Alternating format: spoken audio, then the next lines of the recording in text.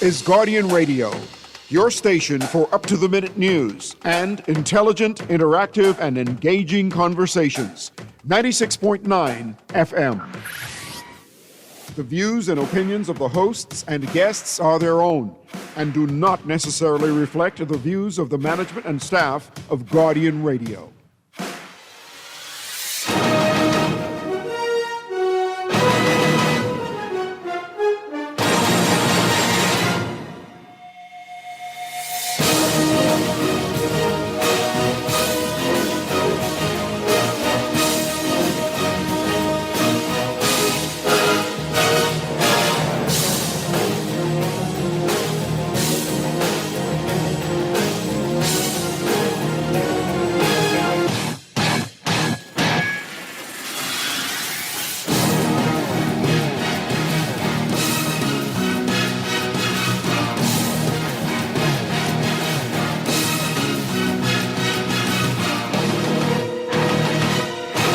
You've got it locked and loaded to the Sunday, May 3rd edition of the Press Box.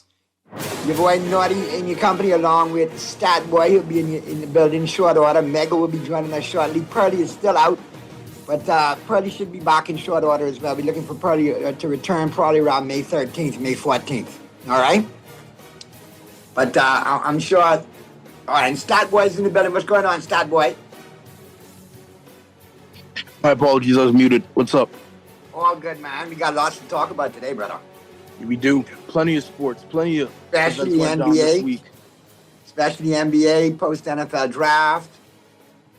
You know, some Major League Baseball. Definitely got to touch Major League Baseball. But the NBA playoffs definitely off the chain. If you want to be part of the conversation, if you want to chime in, the phone lines are open. First and foremost, text lines are open, powered by BTC, 422-GR96. That's 422-4796. Phone lines open in New Providence, 323-6232, 325-4259, 325-4316. Toll free in any one of the Family Islands, 242-300-5720, 242-300-5720. Stream us live, take us wherever you want to go. GuardianTalkRadio.com. That's GuardianTalkRadio.com. All right, and big up to all the sponsors. Couldn't do it without them. Got to big them up each and every time, each and every week, making the press box happen for you, and we appreciate them because at the end of the day, couldn't do it without them. So big up to the Island Game, the game you know, the friends you trust, and if you're going to play any kind of parlay, single game, multi-team parlays, in-game betting, over and unders, point spreads, player props, you name it, they got it. All the sports, all the time. Simply log on to theislandgame.com. That sportsbook is off the chain. Also being brought to you by Michelob Ultra and Jimmy's Wines and Spirits. KFC Nassau. Listen here. I got to get that sweet chicky. That chicken sandwich is off the chain. As a matter of fact, it's Sunday. Make KFC part of your pregame, your halftime, and your postgame. Let them do the cooking for you today. From their kitchen to yours, it's always finger-licking good. Also being brought to you by Green Parrot and Margaritaville, PI. That's where we're taking in all the action all week long, all your NBA games. And then on the weekend, they got NBA, Major League Baseball, international soccer, rugby. You definitely want to check them out, all right? Green Parrot and Margaritaville, PI. Awesome beer specials, awesome wing specials, and food specials. Be sure to check them out. Also being brought to you by Harborside Marine. And listen, if you want anything that you can imagine that you need for your boat, Harborside Marine got it. But boating season is coming up. Summertime is right around the corner. You're going to break your boats out. You need some new fishing rods, some new fishing tackle. Also need some coolers, life vests, seat cushions. You name it, they have it for your craft, all right? Whatever size. No, none too big and none too small. And if you need new engines, especially the outboard engines, Harborside Marine. And they do the installation as well. So it's your one-stop shop, all right? Big up to all the sponsors. Like I said, couldn't do it without them. 11:06 p.m. is the time. Let's jump on in, Stat Boy. Let's start with Major League Baseball. Let's get baseball out of the way, and then we could chop up basketball. And then, of course, in the 12 o'clock hour, we'll be talking all things football. Well, so the team with the best record in the league right now happens to be a certain team located in the Bronx, There was Break down, who 22-11. would that be? Actually, no, that's in the American League. The Braves have 2 games on us. Stinking Braves. But I Yankees wonder are who that 22 team and would up be in the who American League. has the best record in the American League. I wonder. Certain Braves have the pinstripe best team. record overall in baseball. Yeah, they do. Big credit to them. They're 24-10, which is I know this is a dream start for Mega compared to what he had to endure last year. I just know it. Horrible start. You've got a lot of Last year good for the Braves. teams. The NL Central is still a division of death. I mean, they have all 5 teams have a minimum of 18 wins, and they're all above 500. That might be the Dodgers- best division in baseball right now. Hands down, hands down. The Blue Jays, the defending AL champions, the winners of the pennant, have made a run to get to 16-17 after starting slow. So they're 1 game back of 500. The Rays are 20-12. The Guardians 18-16. That division's also pretty tough, but you can see the White Sox, surprisingly, Tigers and Guardians are separating away from the Royals and the Twins. The Athletics are leading the AL West still. And I that think that's division doesn't fool's look too gold. good. I still think Seattle wins that division in the long run. I agree, but don't be surprised if a team like Texas could give them some trouble, and Houston, if they could get it going. But yeah, this is still, I believe, it's fool's gold as well. Now, before we get to the news, give me the rundown of the National League. National League, you've got the Dodgers out at 20-13. The Padres are half a game back at 19-13. Diamondbacks are 16-16, even 500. Then you have the Rockies and Giants, who are 14-20 and 13-20, respectively. That's in the NL West. Yep, this is an NL West. The NL East, which, spent a lot of money, did a lot of things, especially those New York Mets, the little doormats of the Yankees. They are 11-22, which is by far and away the worst record in MLB. No, nobody's even touching them right now. The Nationals are in third in that division. Surprisingly, the Phillies are 13-20, which is really surprising. And the Marlins are second with a 16-17 record. Division is weaker than people think. I agree. And all that money that the Mets spent, I would have thought they were doing something more with all them players. They got Soto, they got Bo Bichette in the offseason, they got Lindor. They let go of Pete Alonso. I forgot to replace Tim, but spent a lot of money, highest payroll in baseball, and just can't do nothing with it. It's interesting. Then you got the National League Central, which, like you say, might be the best division in baseball. Every team has 18 wins, and the Pirates are 5th with an 18-16 record. That division is going to be tough. Yeah, I think, the deeper we get into the season, we'll see who is who, but nobody's really separated. They're running in a pack so far from the opening game of the season right up until now. Yeah, I can't even call it because the Reds, to me, aren't going to be like that caliber of a team, like a title contender or even a division contender, but they're looking good right now. But they have the same record as the Cardinals. They had 7 straight walks yesterday. They tied a Major League Baseball record, by the way. So that might be a harbinger of things to come for the Reds. Cincinnati Reds, wow. Yeah. That's quite interesting. But if you look at some of the baseball, balls. I got some baseball news for you right now, some injury news. Mauricio injury forces Mets to move Bichette at shortstop. Wow. Not his natural position. Well, second base is his natural position, correct? I thought it was third base. No, he was a third baseman. Or third base, correct. And maybe boy, I don't know. I mean, that wouldn't be too crazy of a transition. I mean, he's going to do it. He's getting paid the money to do it. But, when you're out of position and a position you haven't played in a long time, it takes some adjusting. And right now they're 11-22 and things are not looking bright. So we'll keep an eye on that injury-wise for the Mets. Speaking of more injuries, Acuna exits with the hamstring tightness. He's set for an MRI. That's rough. Acuna's one of the better players in baseball. He's been an MVP, and he's had 2 ACL tears. He's got this now. I wish he could just get healthy again and stay healthy because healthy Acuna is an MVP candidate player. The Mariners are sitting down Raleigh with General soreness. So must be an off day for him. Talking about general soreness. I don't know who they're playing, but going to get back right. And they're playing the Royals, so they think they have a pretty good chance at that one. As the Royals are 14-19 and the Mariners are 16-18. Both not great, but I would take the Mariners with that. So they give them the rest, I guess. And catcher is a demanding position, so they need him for the whole season. Correct. And then out of Houston, first baseman Christian Walker expects to be in the lineup on Sunday, even though he got beaned late Saturday in the 9th inning. He got hit in the head by a fastball from Boston left-hander Tyler Asamigio. Well, for playing through that, because if I've been blessed through all my years of playing baseball, and I've gotten hit. I've never got hit in the head, and I've seen dudes get hit in the head. It's not easy, and that's just little league. So this is fastballs coming 99, 100 miles an hour. Credit to him. So we'll keep an eye on that. Now let's look at the games on top today. You got the 12:45 games, the Blue Jays and the Twins. The 1:35 games, you got the Orioles at the Yankees, the Reds at the Pirates, Astros at the Red Sox, Brewers at the Nationals, Phillies at the Marlins, Giants at the Rays. Afternoon games, 2:15, Dodgers and Cardinals. All right, so that's your full slate today. No nighttime games in Major League Baseball today. All right, all There are a few daytime more games. games. Did I miss some? Yeah, I'm looking at it right now on Google. You've got the Diamondbacks and the Cubs will play at 2:20. Okay. Braves and the Rockies will play at 3:10. At 4:05, you got the Guardians and the Athletics. You got the Mets and the Angels, Royals, Mariners. White Sox take on the Padres in San Diego today. And then the one nighttime game tonight, the Rangers will take on the Tigers in Detroit. There it is. I don't know why my screen cut off. Thanks, Stat Boy. That's no why problem. Stat That's Boy. why I'm here. That's why I'm here. All I right. think the best game will be Dodgers and Cardinals. Yeah, that should be a good game. And the Cardinals upset them last night. All right, let's get to the break.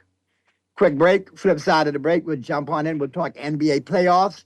I can't And wait. Boy, we got to talk about a certain prediction. Is Mega here? No, Where Mega's Mega? not chimed in yet, but Mega should be chiming in short order. I think he's ducking. You need to get Yeah, in he here. may be ducking today. All right, so let's get to the break. Flip side of the break. We'll jump right back in on the Sunday, May 3rd edition of the Press Box. And we'll be talking NBA. Keep it right where you got it.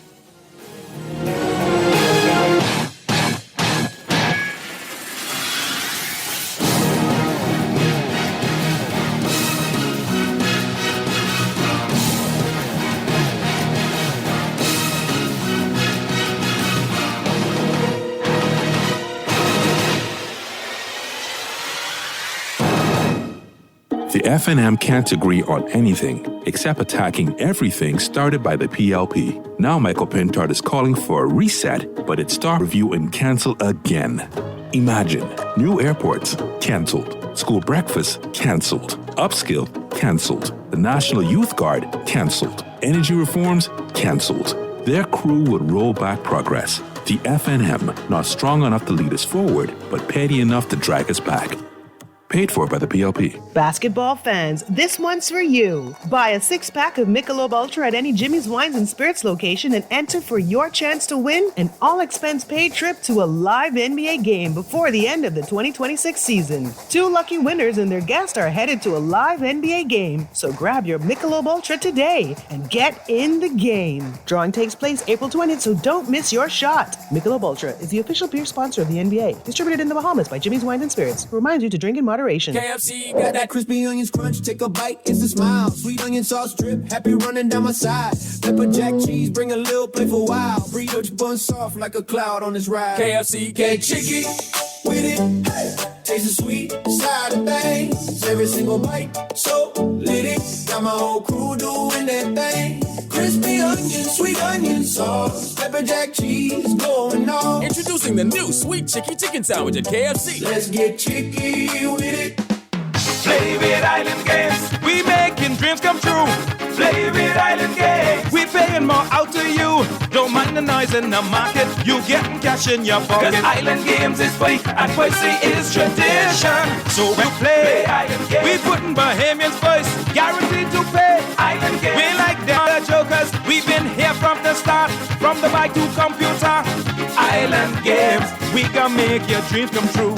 We playing with Island Games. For fast, reliable, and impactful printing services, look no further. Let Printmasters bring your masterpiece to life. We stand by our quality products that is second to none. Our affordable pricing and friendly, efficient staff makes Printmasters the ultimate choice for all your printing needs.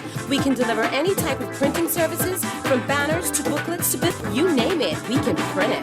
Let Printmasters bring your masterpiece to Located in the Nassau Guardian Building, telephone 302-2361. This is Guardian Radio 96.9 FM. Fresh news, smart talk, all day.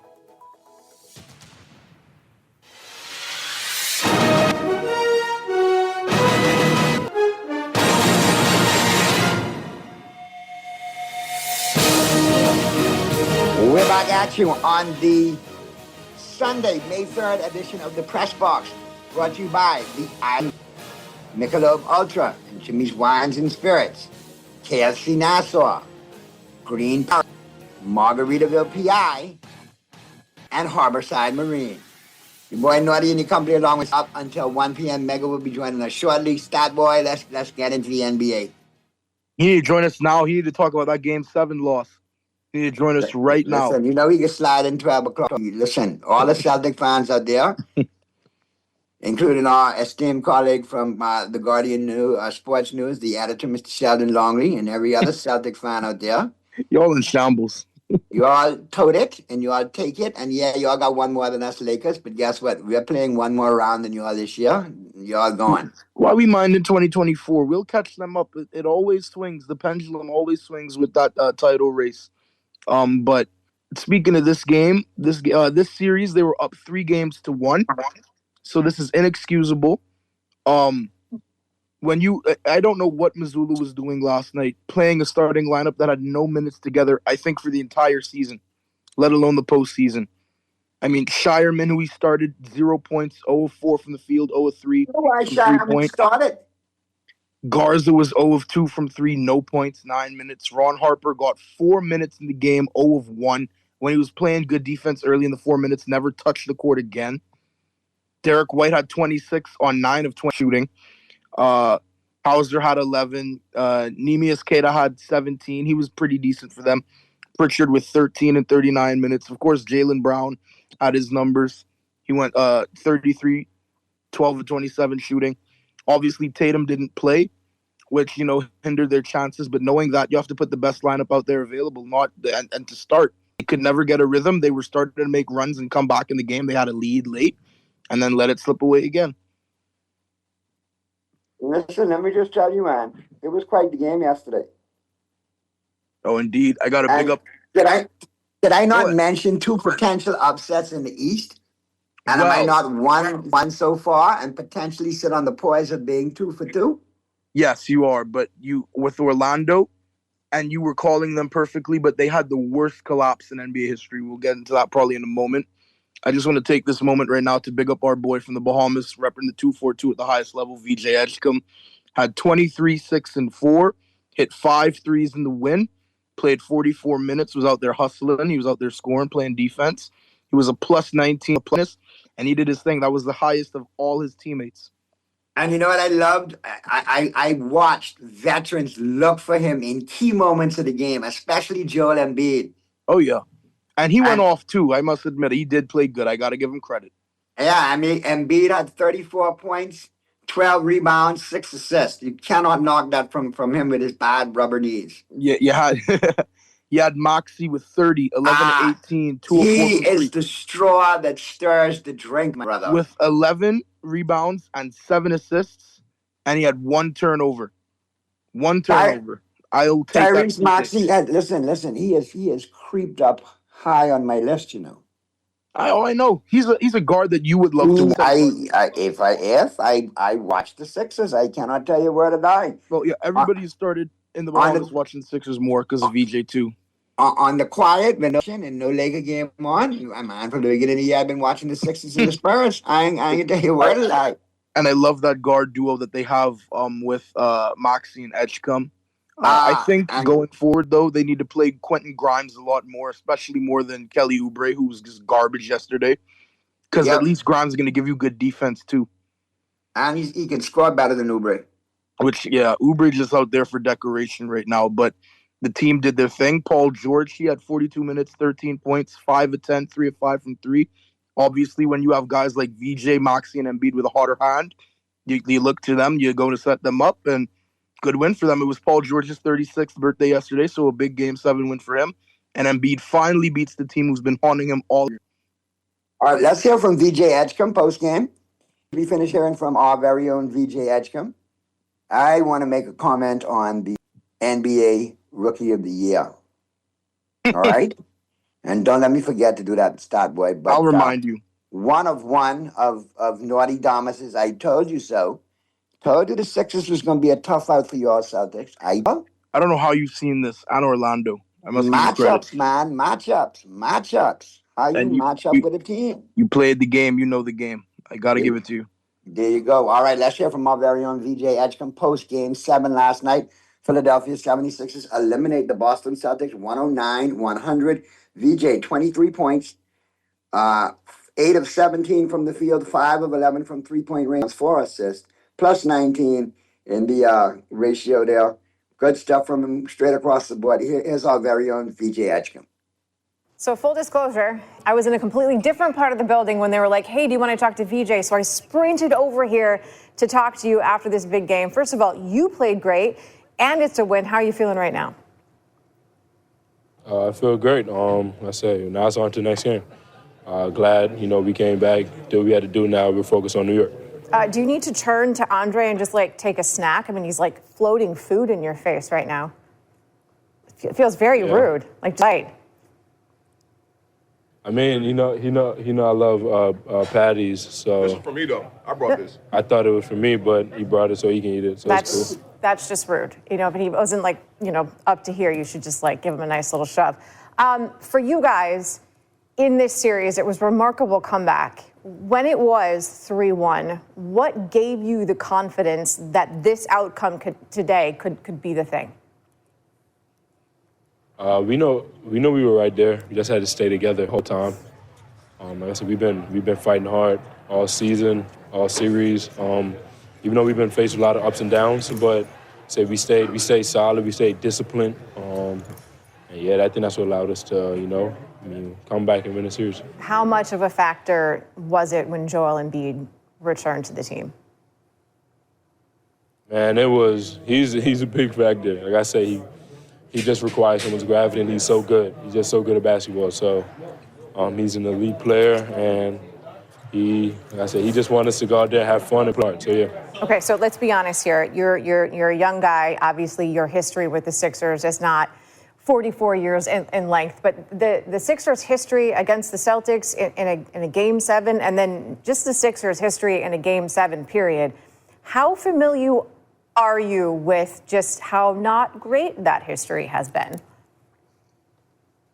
Be honest, I'm not familiar at all, but I want to mark myself in history. I want this team to go down in history, so we went out there and just played hard, and I think that's what allowed us to just come out with the victory, just putting ourselves in history books. Okay. I'm not really familiar with it, but yeah. Fair enough, because you did just that. I mean, no Sixers team had ever come back from a 3-1 deficit, and it had been a very long time since the Sixers were able to win the seventh game in a series. So for you personally to be a part of that, what does that mean to you?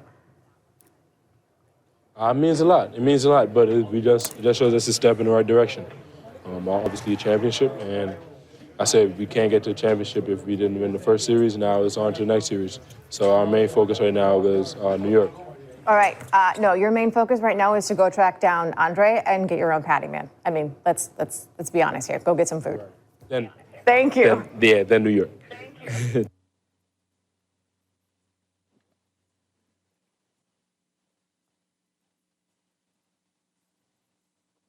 I think it's safe to say that VJ has made quite the impression on the NBA fans and the media alike, and he's a great interview. He is. He's a phenomenal interview. And she was loving that interview too. And it's just his non-caringness, just didn't acknowledge the history, just went out there to kill. The moment's not too big for him. One thing that I love about VJ is that he has taken that Bahamian Anso, I could do that too. Mm-hmm. Really? That jazz attitude, like jazz chism, and so the interview I could go deep in the hole and make the backhand and make the throw out at first. I could do that too. Watch the interview that VJ had with the NBA on NBC crew, which was Maria Taylor, Melo, Vince Carter, and I think Tracy McGrady. And Melo, a great crew. Melo, Tracy McGrady, and Vince Carter. That is an awesome collective. They're great. I watched it when I woke up this morning, and they were talking about how he has to go play in the Garden. And his response back was, "Oh, the Garden's different. We'll see." And I was just but everybody forgets DJ is a legend at Long Island. Lehigh, exactly. Yeah, he knows New York, and not only that, he knows New York. He's tested, New York baller. When he said, yeah, we'll see if it's different, I was just like, this dude's a dog. He's a dog. He gives Now, me if so I much- say it, y'all will say I'm such a homer. But when I heard it, you know, it reminded me of. Yeah, Mamba. Thank The you. Black Mamba. Thank you. A recent player who he gives me to is prime Jimmy Butler. Like that 1 year he spent with Philly too. It's that exact same role, and he's the guy who just doesn't care, and he'll make that clutch steal, that clutch I'm layup. gonna separate your healthy man crush for Jimmy Butler out of this No, equation, but and I'm like gonna agree with you. even Philly fans will say that, all right? And you I mentioned agree with you. Kobe, so It is. He's reminiscent of a young Jimmy Butler. I will give you that. I think this might really be the best team Embiid has had. You know, that's a big thing too. I'm calling him Embiid. That's how you know that hell is frozen over. And this is the best team he's had. And they honestly had New York matchup, and Philly could very well win that series as well because they match up for every position. I will take Embiid over Kat. Brunson and Maxey is pretty even. You could go with either or. Some will mostly lean Brunson, but I mean, you have VJ, you have Oubre, you have Grimes, you have PG. That's going to be a good Very good series, I think, you know. And some parlays to be won on that series as well, too. All right, let's go to one last. We got Muff on the line. Muff Roll, what's going on? Father and son, how y'all doing, man? What's going on? What's going on, Stock? We're doing good, man. How you doing, man? Enjoying the Sunday? Man, yeah, everything blessed up. Enjoying that game, like you say last night, man. The 2-4-2, man. He making us real proud. He making us proud. He been getting on like that from 10 sweet bells. I was so happy. But yeah, man, he better go get the party. But that big Muff. Yeah, I agree with Embiid too now. Don't sell your tickets, New York fans. I mean, Philly fans. Don't sell your tickets because last year playoff, like Embiid say, Philly Stadium was carrying on like Madison Square Garden East. As much cheering is coming up from the Nick. Can't sell the get tickets you off. in the second round this lap. Don't let them down and go sell out your tickets, man. Come out and show up. Now, Stark and Naughty, what happened with the ladder, man? How did he get blown by 61 like that, man? Lewis by 53. What going down? Oh, the Hawks? Just garbage. Go they let me down. But anyway, Man, we have 2 more game 7s today. So I on the road now. Huh? What you say, Naughty? All I can say is that Atlanta series, that's what you call a fresh can of you-know-what. Cut you-know-what. But you know why, though? This shows with that some the lime NBA, garnish. You know what I mean? Fresh. Yeah. And it shows that the NBA needs the Pacers back like immediately because the Pacers would definitely be my pick this year to win the East again if they were fully healthy. Like if that team retools, I don't see nobody in the East could beat the Pistons. Oh, Pistons, sorry, the Pacers. Yeah. And listen, they quietly added. What's that? No, I say it with a Philly series. Tatum, when he put so much strain on that left leg, when he had the right leg Achilles, the calf on that left leg, freaking out, and the knee freaking out. When I see him playing in Game 7, then I say, but it could be hard for them to win because Tatum has given them 30 points. They still were in the game, though. That was just coaching malpractice because all they did was chuck up threes. I think they shot 43 threes. I mean, come on. Yeah. And they didn't shoot them well. Yeah. Yeah, but I can't wait for that OKC matchup and that New York City matchup today. All right, gentlemen, man, keep up the good work. I can continue listening in. All right, Muff. Appreciate you. All right, man. Appreciate you, Muff. No, listen, real quick. As far as that game yesterday, Boston was still in it. I think a big thing was they took Pritchard out of the game. Well, yeah, that hurt them as well, but they needed to start, they had to employ a defensive lineup because nobody could stop Maxey, Embiid, and VJ. But the early on, shooting so many threes, shooting the three. And then they took Pritchard out of the game because, you know, when you got White as your leading scorer, keeping you in the game for most of the game until Brown got going, Houston, we have a problem. That's when you know. That's really... The fact that they only lost by 9, really, they really could have won this game, but I just think coaching things went wrong. And then Mazzulla at the post-game presser was like, oh, the biggest difference was that Embiid came back. Like, if you're not game planning for Embiid to come back, you have to really look at yourself in the mirror now. You're a champion coach. What are you doing? You know he's going to come back. Do you think that championship is his saving grace? It reminds me a lot of Doc Rivers. Missoula's only in his like third or fourth season as the head coach, so I'm not going to put fraud allegations on him yet. But with the team Boston has, and they were 56 wins this year, 57. To lose in the first round like this, being up 3-1, is disgraceful.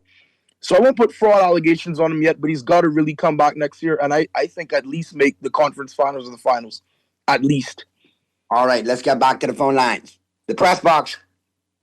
Yes, thank you, and good morning, sir. I just want you to know that I'm following you everywhere, left, right, and center. My God, you stalking me. Talking Heads is Monday through Friday. MJ is not here. No. I'm talking sports right now. I'm talking sports. All right, but good to hear from you. What's going on? Yes, sir. I actually appreciate the way our Bahamian athlete is part of history there in the 76ers. I also love the interview. He was very clear, very intelligent. I love the way your co-hosts respect your expertise, and I love his expertise as well. You said out this mom got you so sharp with them stats. When he mentioned about a set of persons who were places in the game that were never in the playoff or any, they weren't, that team, that group was never on the court before. It reminds me of teams that are losing and then they go to the bench and take it to everybody and throw them on. Yeah, so throw something at the wall and hopefully it'll stick.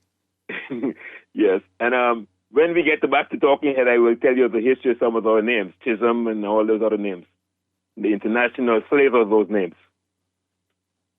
Whenever you're ready, man, we on every Sunday, 11 to 1. So we'd love to hear from you. Bless the Lord. We ain't gonna get too deep into that because that could end up into Talking Heads on a Sunday, and then Yeah, no. That's what I said. When we get back there.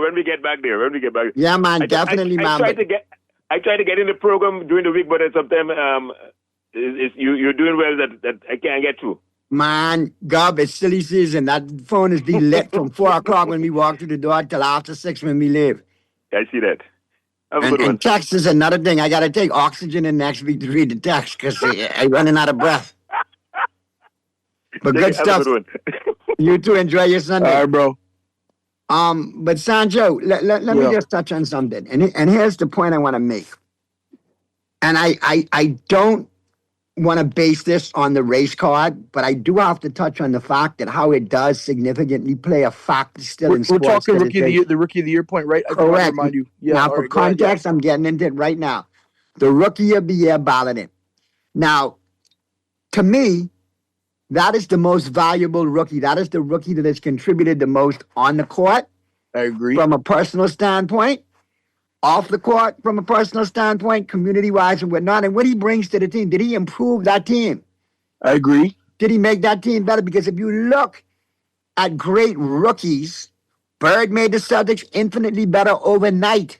29 to 61 wins. Overnight. Duncan made the Spurs better overnight. Wemby's in the process of making the night. Alonzo Mourning and that crew that Riley brought in made the Heat better overnight. Dude, even John Morant took the Heat, the Grizzlies to the playoffs in his first or second year. Even Thank you very much. So we've seen what Magic did as a rookie. We've seen what Jordan did as a rookie. You can throw Grant, Steve Nash in there.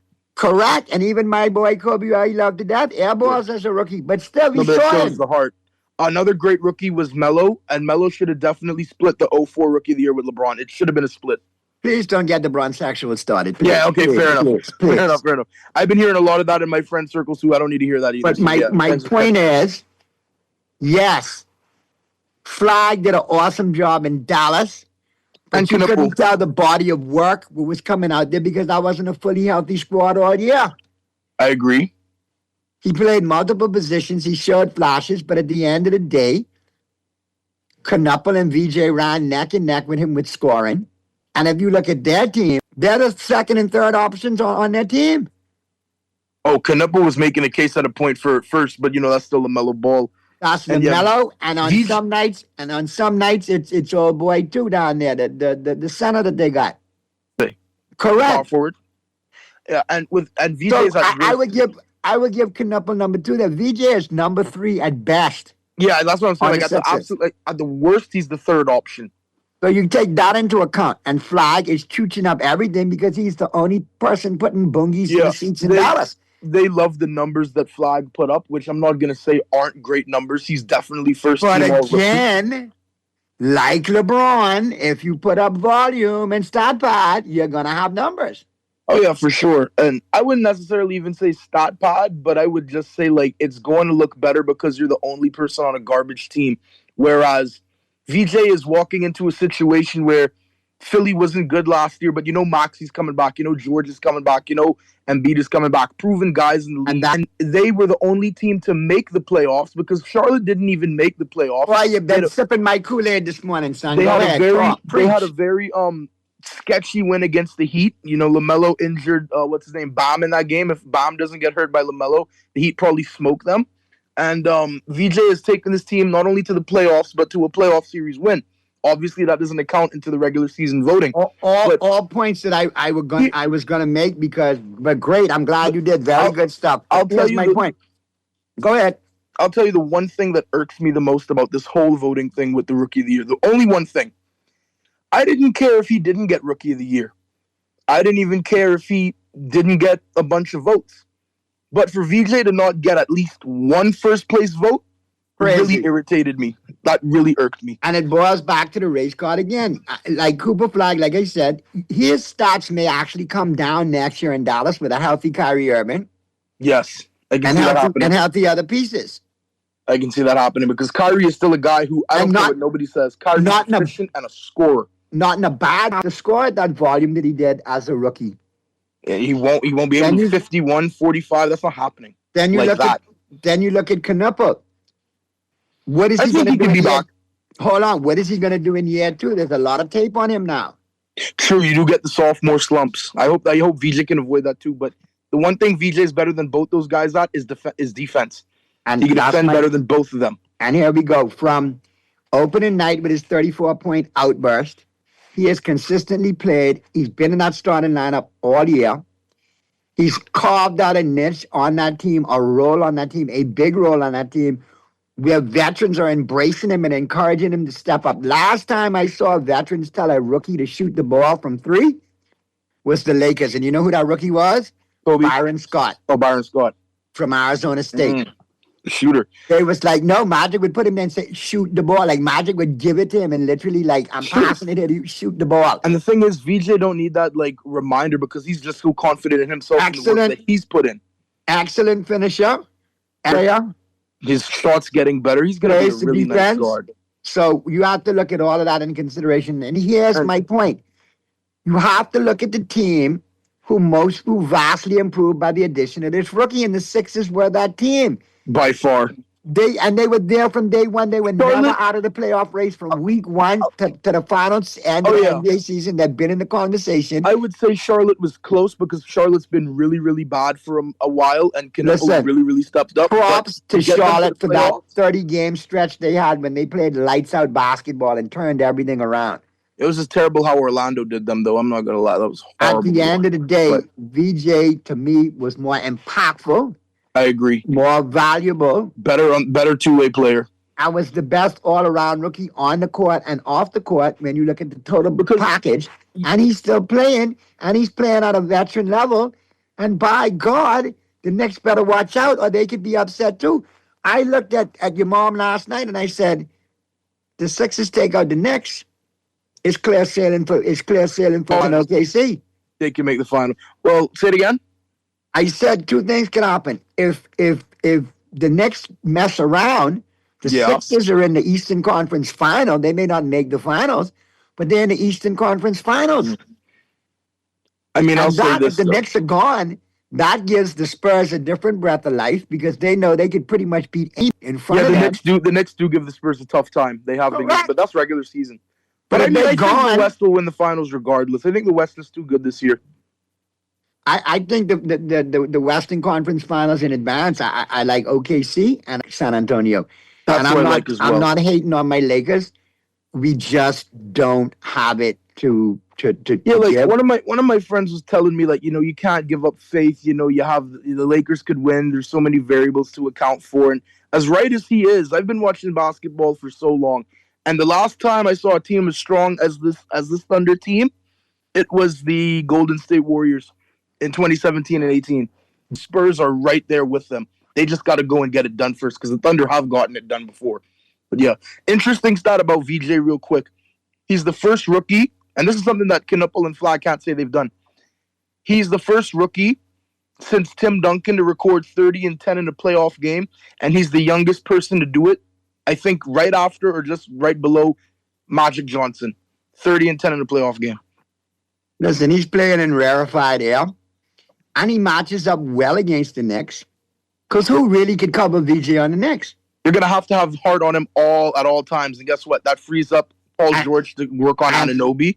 I think he eats hard, to tell you the truth. And I think Maxey and Brunson will just go at it. I don't think either of them could defend each other. I'm looking at a good old-fashioned scoring duel, like a barn Chuck burner. the Rifleman person versus Larry Bird. Yep. Them kind of, like, you could dominate. Well, Larry Bird could defend, but I know what you're talking about. And hey, listen, man, you get a chance, go Google the Rifleman Chuck person, man. Chuck person. I will. Chuck, any old school listener today will tell you Chuck did not play around. Chuck was that guy. Chuck didn't look like a scorer, but Chuck would shoot your eye out. Chuck's a Rifleman person. You know what I'm saying? I hear you. His younger brother Wesley played for the Suns. Wesley person, not a bad two-guard either, but Chuck was the Mizan. He's the Mizan.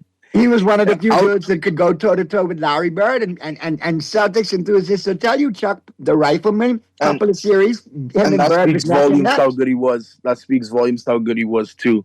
And yeah, and another one that came up in conversation the other day that I got to bring him back up now that we just mentioned, and shooters real quick, is listen, you all youngsters out there, I appreciate talking sports with you all, but if you don't know of a player, say I didn't hear him, I missed him, go ask your dad about him or go Google him.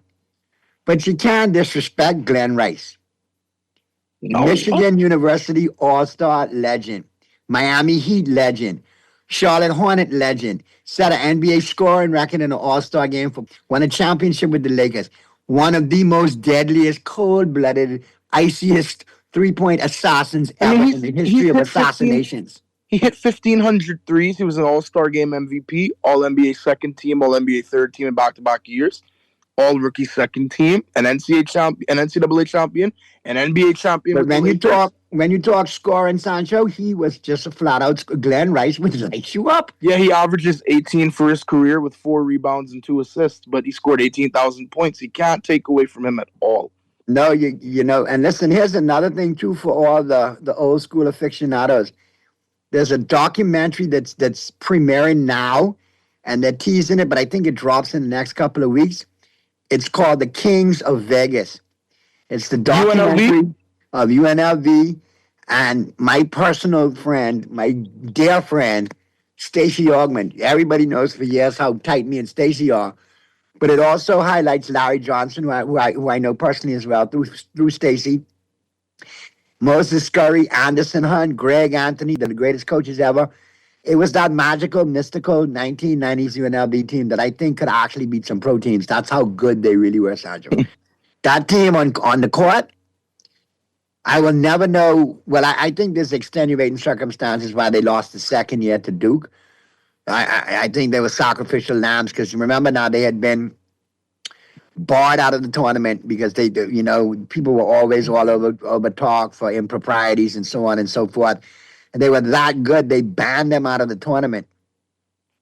Crazy. And Talk said, I'm going to sue. And the fans went crazy. And the NCAA fans league-wide went crazy. They wanted them in there. So they bit the bullet. They reinstated them. But miraculously, they got housed by Duke in the final. You understand what I'm saying? Yeah, so, I'm not saying scripted, but I think they knew their fate going in. I've never got a straight answer from your Uncle Stacey, but it is what it is. You know what I mean? Yeah. He's still my boy. I still love him to death. And I'm looking forward to that coming out. And that's a documentary. If you're a basketball and great programs, that's something you definitely want to take in. Kings of Vegas. I think it might even be on Netflix. So look out for it and take it in when you get an opportunity. But I think the landscape in the NBA, Sancho, for these playoffs is going to be very interesting. Good matchups, be nice. Quality matchups, and even teams that are going to get beat are still going to put up some some good numbers and some good games. What I do agree with you with, I think Indiana, and I wanted to touch on it earlier. You made a great point. Halliburton wasn't there this year, injured. A couple other pieces on that team injured. But quietly, they made a trade for Zubats from the Clippers. That's a good move. Added a couple of other pieces, and quietly, didn't they trade away Miles Bridges to Miles Turner? The center Miles signed Turner. in the offseason to the Bucks to go play with Giannis, thinking that would work out. But that and didn't his work out. leather outfits. They traded the leather outfits too. But yeah, let me not even understand that. How much of a Rick James fetish does that kid have? Well, no, he's an interesting, peculiar dude because he has Lego collections and everything. But he was a solid player. Junior, good job, that boy. Yeah. I gotta anyway. But I think that team will be pretty good. They can add a stretch four, to go along with Siakam and Zubats, whenever they're off the court, or get Siakam a really was good the wing. other quiet move they made from Toronto. Yeah, but they got him a while back. He was in the finals last year, and you know what? I objectively went back and looked at it because, I picked OKC to win last year's finals, so I had to root for them. I don't want to never be wrong. Halliburton doesn't get hurt. Indiana's a champion right now. Correct. I really think Indiana's a champion right now. And I'm telling you, that team is going to win a championship late this decade or early in the 2030s. They're going to win one. Like, nobody in the East can hang with them dudes when they're fully healthy. I think that Zubats addition was monster for them. Oh, yeah. I like that move because he doesn't have the shooting that Turner offered, but he makes up for it in physicality and his play around the rim because he can defend a lot of bigs. I mean, unless you're going up against a guy like Wemby or something like that. Like, I think Zubats on Chet, I think Zubats can nullify Chet if they go back and redo that series. I really like what Indiana's going to be doing. And he's got some Jokic. Yeah, but he's a better defender than Jokic. Jokic is someone else. No, I'm saying he got some poor man Jokic. I'm talking like the passing skills down under the rim. Yeah, that's fair. But yeah, I don't even want to talk about Jokic right now. He let me down in the worst type of way. That's my boy, but I am disappointed in him. Disappointed. So we gotta highlight today's games and have a look at them. We'll pick them at the end, but obviously we'll highlight them now. Yep. I don't know who to pick in these two games. Wagner out again for Game 7, so no Wagner today for Game 7. Yeah, I forget what he's dealing with, but he's out. And the Pistons, boy, I don't know if they dodge any more bullets though.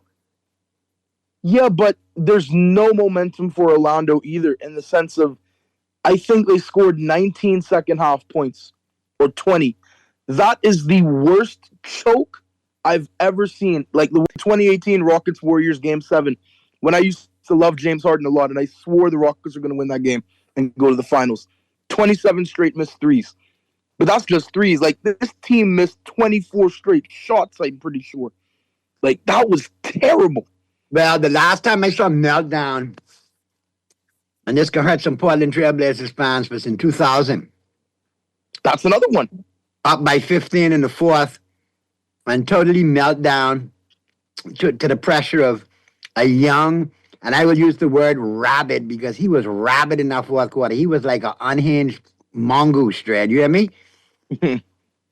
Then you had Shaq buying in, and we had our very own candidate, the F&M ratified candidate for God Hills, Mr. Rick Fox. Yep. Was carrying on bodaciously there too, rebounding and playing defense. No, I watched his rebounds and his defense, and those were crucial things. Like, I watched that entire fourth quarter the other day. He shut on Scottie Pippen and Brian Grant. Two key components of that Trailblazer power squad. Can't never call Rick no slouch in basketball because he did his thing.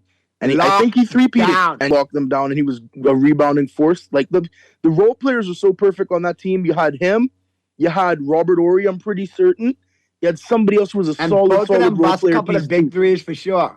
You had, like, a big shot Bob, and I forget. Hold on. You had another veteran on there that was much maligned and went quiet after a knee injury and won multiple championships with the Bulls, but Ron Harper. Yes. Father of Dylan and the next Harper kid, Ron Harper Jr. from the Celtics, who should have played more last night. Mm-hmm. He was ice money too for that Lakers squad. He was the straw that stirred the drink. Oh, for sure. Just bring him down, set him up. Brian Shaw was another component on that team. So yeah. And of course, Shaquille O'Neal, who was just the guy at that time. And Diesel was decent in that fourth quarter, though. I can't take it from him. He was money. He knocked Sabonis all over the place. He was at the peak of his powers in that series. But yeah, that was another crazy meltdown. And that's what championship teams are made of. So let's see who's like a really solid team between the Magic and Pistons. And then and Cavaliers. And I swear to God, Toronto has magnets in their rims. I swear to God, I just can't prove it. Because tell me why RJ Barrett chucks up a 3 with 4 seconds left. It skies 2.1 meters up off the back iron and falls in. I couldn't believe it. I don't know if you saw that shot. That series is true Bahamian, or Bahamian saying come to life. When you play with puppy, they lick your mouth. Yeah. But did you see the shot that I'm talking about? Puppy, and they are licking the mouths of the Cleveland Cavaliers. You saw the shot I'm talking about, though? It was like literally Kawhi 2.0 type of thing. It's garbage. But it's a lucky bounce. They have to have magnets in the rim. Let me not say that officially because I can't prove it. But I saw one of them. I saw one of them back in 1986. Painful memory for Laker fans. Old fabulous forum. Ralph Sampson of the Rockets catches the ball back to the bucket. 1 second left. Turns and shoots it. And goes up, and then it hits the rim and does a dance all the way around the rim and then drops in. I hate those type of shots. Those talk about painful. Because you didn't know if it was going in, you didn't know it was going in, you knew it was going in. And it was a long time to watch. And there was no time left. The thing I don't like about the Toronto and Cleveland series, though, is that the home team has won every single game. I just hate when series go like that. Because that just tells me Cleveland and Toronto, even if they make it to the next round against the Magic or Pistons, I mean, it's still a toss-up, but like you got to be able to win on the road. That's what playoff basketball is about. You have to win on the road. You can't win a championship unless you win on the road. Have to win on the road. You have to. A series don't start until somebody loses home court advantage. Bingo. And this series really has never started. I mean, it's 3 apiece, which we get Game 7, which is great tonight at 7:30, but it doesn't hit the same because the road team has not won a game. So it's whatever. I mean, Cleveland's not great built either. Toronto start though, so this is really promising for them, but Cleveland should have been handled this.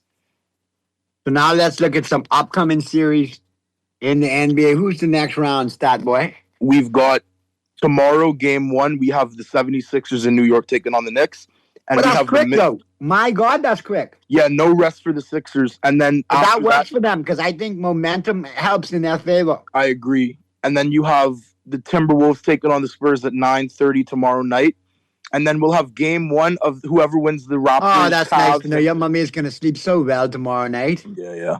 Because, well, I mean, the Timberwolves got unlucky, too, because they don't have Dosunmu, they don't have Ant Edwards. Everybody and they more injured. Dosunmu, Edwards. I hear Rudy Gobert got issues. I will say this, though. You can't sleep on that coaching of Chris Finch. He's done it every year. He's a great coach. Yeah, but I think that team is good. I think he's run out of dogs, bro. Well, I think because the team that they're going to go up against, it's just they're going to have a matchup for everything, especially being healthier. So the Spurs just have to stay healthy and execute. And then, yeah, we'll have Game 1. You want me to tell you who's gonna be the killer for the Spurs in this series? You took it right out of my mouth. Castle and Fox. I think Castle and Fox destroyed them. And don't sleep on Keldon Johnson, the 6th man of the year off the bench, who's won 6th man of the year this year. And then Devin Vassell at the other wing. You sipping my Kool-Aid this morning there, Stat Boy. No, Castle. Castle, I think, is the one who eats in this series because he matches up. He can kill. Oh, he will because there's no guard to stop him. And then, of course, Game 1. And they're going to have to sell out on Wemby because if Rudy Gobert's injured, they're going to have to roll people over. And Wemby been able to score on Gobert since he was 16. They're both Frenchmen, and they've been like Wemby. No, I get that, but we all know how Gobert goes. Yeah, he'll get a little physical, a little dirty. So you rough him up a little bit with some picks and stuff and let Wemby work free. You know when Wemby getting hurt and banged up because here's the thing though, Gobert can defend the perimeter and Wemby can shoot 3. There you go. That's something else. And therein lies the silver lining for the Spurs. So I think they'll be good. And then, of course, 8:30 p.m. on Tuesday, we have the Lakers OKC Game 1, Round 2. So I'm praying for my team. I'm holding out hope, but OKC's been rested up, and I would be lying if I said I didn't. I felt great. I don't feel too great. No, and I don't know when we get Luka back, so that could be a problem. But listen, let's get to the break. Battle. We got to get to the break. Flip side of the break, we'll be into the 12 o'clock hour, and we'll be talking NFL, and we'll spin back and do the picks to wrap the show back up, all right? But this is the Press Box, brought to you by The Island Game, Michelob Ultra and Jimmy's Wines and Spirits, KFC Nassau, Green Parrot, Margaritaville PI, and Harborside Marine.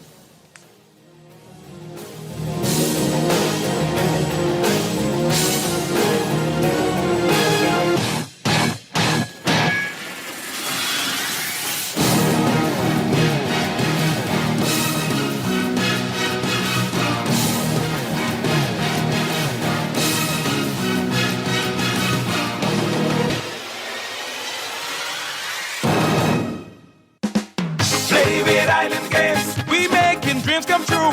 Play with Island Games. We paying more out to you. Don't mind the noise in the market. You getting cash in your pocket. 'Cause Island Games is spicy and spicy is tradition. So when you play Island Games, we putting Bahamians first. Guaranteed to pay. Island Games. We like them other jokers. We've been here from the start. From the bike to computer. Island Games. We gonna make your dreams come true. We playing with Island Games. KFC got that crispy onions crunch. Take a bite, it's a smile. Sweet onion sauce drip, happy running down my side. Pepper jack cheese, bring a little playful wow. Burrito bun soft like a cloud on this ride. KFC, get chicky with it. Hey. Taste the sweet side of things. Every single bite, so lit it. Got my whole crew doing that thing. Crispy onion, sweet onion sauce. Pepper jack cheese, going on. Introducing the new Sweet Chicky Chicken Sandwich at KFC. Let's get chicky with it. Always on the go? Missed the show? You can now listen to Guardian Radio on Spotify and YouTube by searching Guardian Radio 96.9 FM or by entering the name of your favorite show. You can also listen by logging on to GuardianTalkRadio.com and clicking on the podcast tab. Guardian Radio, continuing to provide you with fresh news and smart talk anywhere, anytime, all day.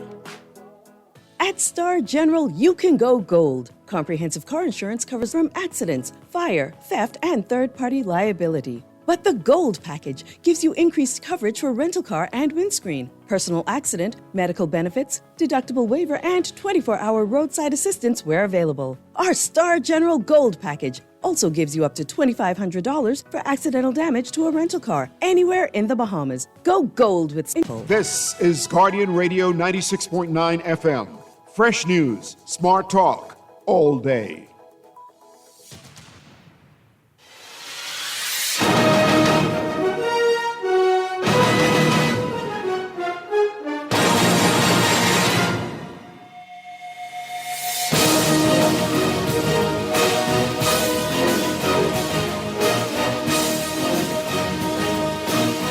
We're back at you on the Sunday, May 3rd edition of the Press Box, brought to you by The Island Game, Michelob Ultra and Jimmy's Wines and Spirits, KFC Nassau, Green Parrot, Margaritaville PI, and Harborside Marine. Your boy Naughty along with Stat Boy Sancho in the building right up until 1 p.m. Mega should be joining us in short order. But we got to talk NFL now there, Sancho. Let's get into it. Let's go ahead. What an offseason it's been so far. A lot of signings. A lot of shaking up, and this is going to be a season. Let's just go down the news for now, and then we'll talk about some other things NFL related as well, post-draft. But the Colts declined the fifth-year option on quarterback Richardson's 27 option. You know, I really was high on him coming out of the draft, and I've just been let down. I just can't believe this. Now, here's something funny. Speaking of quarterbacks, you know, Richardson, I think, if he gets a fresh start somewhere else, could still resurrect his career, you know. I agree. A la Malik Willis. But they've chosen Daniel Jones as their guy coming off the ACL, so, hey, more power to them. Yeah, but, hey, the Colts are the Colts, and that's whatever they want to do, so. Now, can you please tell us what's going on with Diego Pavia? The Ravens have taken a chance on all 4'7" of him. How tall is he? He is 5'8.5", I believe. Kyler Murray looked tall. You know you a short mofo in life. Kyler is taller than it appears in games, but he just looks so short in the games. But Pavia, a lot of people are making noise about Pavia, and then of course the second thing people do is, what about Lamar? What about Lamar? Pavia's competing to be a backup. That is nothing to even look at. Anybody He who reminds me of Pavia, Johnny Manziel 2.0, if you ask me. Yeah, and you should be thankful. Like, we signed him and gave him a chance. I think we signed him to like a little tiny 3-year deal. He could be a backup and whatnot, because he's a scrambler. He got a camp invite. I don't even think he got a contract yet. Oh, I had saw reports that we gave him a 3-year deal, but I know we did sign him to the practice squad. I know Okay, all right. But yeah, if he does well, he could be a backup. But I don't even. I was telling my friends this because they like to troll, talk about some Lamar and all that sort of stuff. He has to compete with Tyler Huntley for backup, because I still trust Tyler Huntley more than Pavia. I'm being real. Yeah, Tyler's been there, done that, got the T-shirt. I think you're better off with him as your backup. Big news for you, not really big news, but some interesting news. Caleb Downs has the highest selling rookie jersey this far. I believe he's 18. But he may end up with number 2. Yeah, he might change that up. That's why I asked, because they issued him 18, but I hear he has to negotiate with cornerback Kobe Durant, since Kobe's a veteran, and to get that number 2 off of him. His name is Kobe Durant. Wow, Kobe Durant. But I think he just pay him the bag and get the number 2. Jacob Rodriguez is second in the ranking, and then the third one is Malachi Lawrence from the Cowboys as well, who has a high selling jersey. But these guys are rookies; they haven't even played football yet. But I saw that, it was interesting. Shador, I think, had the highest selling rookie jersey last year as well. Well, yeah, that's the and one of the league's highest selling jerseys. That's the nepotism effect. Him and Bronny have high selling jerseys. But I was talking to you this morning about this kid who I think is going to be really, really nice. Speaking of like draft moves, Uar Bernard, if he can be taught football and the technique, will be a beast. He will be a 7th round pick for who? That's right, Howie Roseman again. Yeah, and he's never played organized football, so he has to be taught the game. But when you see 6'4", 306 pounds, but with a 12% body fat, who can run 4.6, that is somebody you can't pass up on. You could put him at edge rusher, and he learns edge rusher, he will feast. Yeah, I mean, one thing about Howie now, Howie will find a player. Oh, yeah. What's his name? Uar Bernard. U-A-R Bernard. Straight out of Nigeria. In the NFL's International Pathway Program, which is like similar to like basketball without borders, that sort of thing. So, yeah. Physically, they're comparing him to Myles Garrett. I mean, that's pretty high comparisons. That's a 2-time Defensive Player of the Year. But like physically, purely, the talent level is there. And it's crazy. And here's the thing. The Eagles have done this before, because Jordan Mailata was a rugby player from Australia, but just huge. And he learned the game, and now he's a premier offensive lineman in all of football. So if the Eagles do it again with Bernard, if Bernard, nobody in the NFL could even be mad at it. They saw the vision, and that's why I got to say Howie is top 2, top 3 GMs, if not the best. To me, he's the best. But he's up there. Like, he's certainly up there. I got something from this Bernard kid off a draft net. I'm letting Mr. Producer line it up right now. Let's go hear from Uar Bernard after being drafted in the 7th round by the Philadelphia Eagles. Uar Bernard from the International Pathway Program that opens the doors to football to people across the globe. And this Nigerian prospect, I mean, he absolutely wowed people at a scouting combine. He ran a 4.640. You say, well, that sounds pretty good. He weighs 306 pounds. His body fat was measured at 6%. I might be 60. His level of athleticism and skill, but he hasn't played yet. But he is a remarkable prospect. 39-inch vertical leap, broad jump more than 10 feet. That's the Eagles with Jordan Mailata. You've got Howie Roseman. I mean, they work it. And we don't know what he's going to develop into, Lou. Yeah. But I'll tell you what, just the numbers you were reading, Rich, we saw all those numbers when he came out. And I said, we were talking about, should we put him in the top 150? Yeah. I think he's in the top 100. We don't know. You don't know what you're getting there. But I'll tell you what, talent and potential. When you see the videos and the still shots of this guy when he's working out, you're just like, wow, what is that? No, they have. There's precedent for them taking people who are just very raw when it comes to the game of football. Next thing you know, I mean, look at that 4.63 in the 40-yard dash, fastest ever recorded at 300 plus. That's ridiculous. In a word, it sure is. You don't want to be on the train tracks with that coming. Not at all. Hey, he's wrong, right? But this is what you're betting on. At pick 251, you're saying, hey, we'll take the 306 pounds. We'll take the 4.66 with the crazy 39-inch broad jump, 10.10 in the broad jump, 39-inch vertical. The quickness that he plays with. And once he learns, because these guys in the IPP, they get to go learn some football skills. But once he continues to develop and unlock some of those moves on the defensive line, leverage is going to have to be something that he learns to play with. You see the hip tightness here in some ways. But, man, he is explosive. He is strong. And at some point, you just talk about there aren't many humans that look like this and can move like this. This is an Avenger. This isn't a football player. So being able to teach him in Philadelphia, that great defensive staff that they have some great defensive tackles there, it's going to be fun. Look, football skills, it's a rep business. That's what it is. He doesn't have any reps at it. He doesn't even, that's the first time he probably even went through anything like that. The kind of leaps and bounds a guy like this can make with the right kind of support and reinforcement and repetition, and seeing people do it right in front of him and having great examples. There's no telling what could happen here. Did anybody think Jordan Mailata would become the stud he's become? Nope. He's one of the biggest humans, by the way, I've ever seen. Was able to see him up in the booth during the Super Bowl, and I was like, you got to be kidding me. You are not human. Nope. Being that big. Go ahead and take this kind of chance and bring this kind of person on board and see if they can wind up developing into something and changing his life totally forever. All right, let's get to the text lines. Good morning, Naughty and Stat Boy. To be honest, VJ put them back on the map. Agreed. I think VJ did put the Sixers back on the map. Good morning, 306 with that speed. He's going to be a problem. Yeah, he's going to be a problem. And guess what? Where would you put him, Stat Boy? I'd put him on defensive end right away.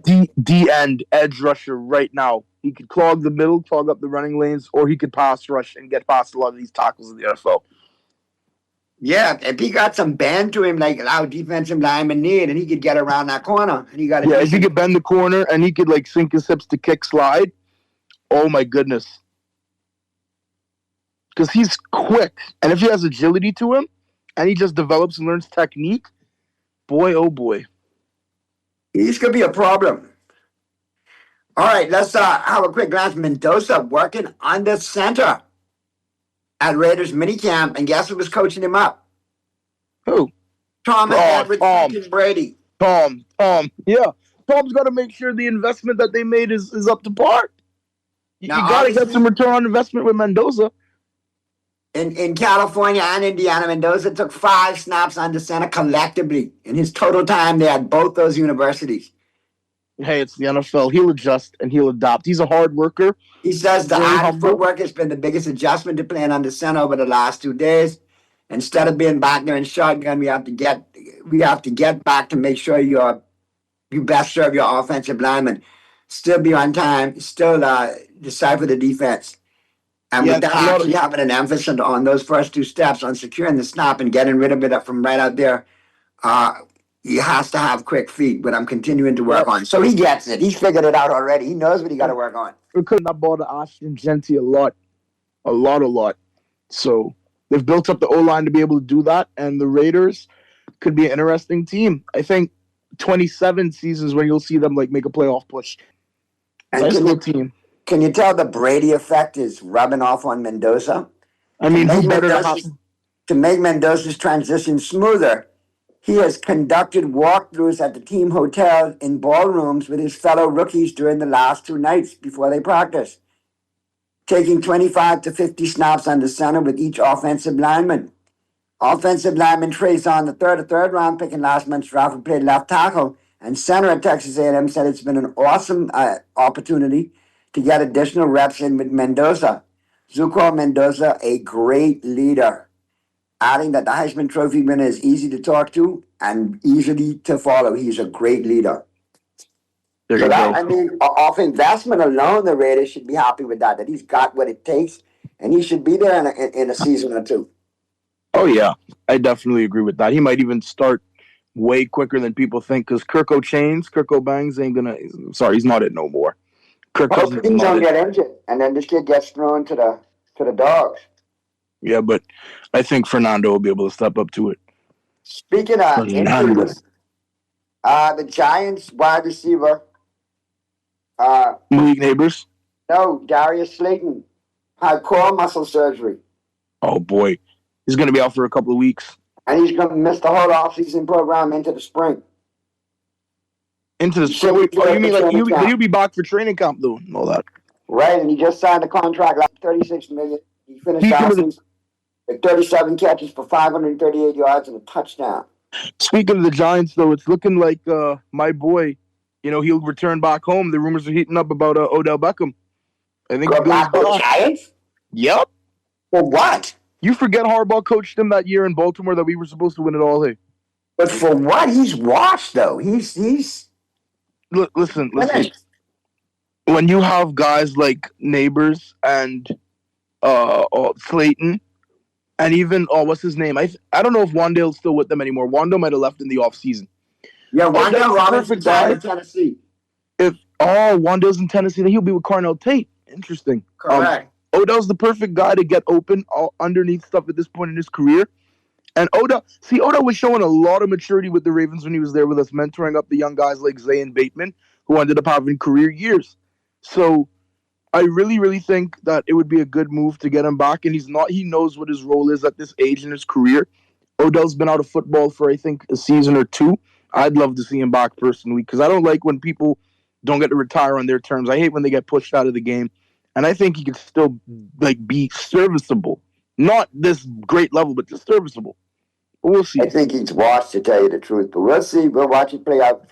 Mahomes on track to participate in the first series of off-season of OTAs. Boy. Organized team activities. I'm glad my brother can't hear this because, the first thing, Mahomes coming back. Mahomes. Still a long recovery to go, but if Mahomes can be back week 1, the West in trouble because the Chiefs going to win it again. And having Mansour delaying in the draft was monster for them. That was a big pickup. Yeah, but I feel like he would have been there. I feel like they didn't need to trade up, But I heard that GM said they didn't want to take any. They were willing to spend. Yeah, you need to get a corner. And I mean, what's his name? Not Messidor. What's his name? Ruben Bain. Derek Stingley in Houston with another cornerback in Houston, and I can't remember his name. 2 LSU corners, I'm pretty sure, and they're dogs. They are dogs. When was Stingley was 2021, and the other cornerback was drafted when? I need to go get his Kamari Lassiter. I'm pretty sure he's from year before last. Yeah, I'm pretty sure he is from LSU. I could be mistaken. No, he's from Georgia. Okay, I was mistaken. But those cornerbacks, LSU cornerbacks usually turn out pretty good, so it should be good to go. All right, more news from the NFL. The Pittsburgh Steelers are declining tackle Broderick Jones' 5th-year option, sources told ESPN's Jeremy Fowler on Thursday night.